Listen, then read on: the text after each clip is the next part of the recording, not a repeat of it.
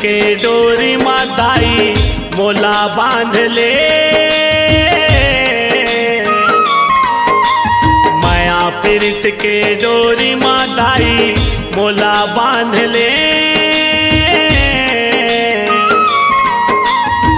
तोर चरण माँ सेवक बना के राख ले, तोर चरण माँ सेवक बना के राख ले।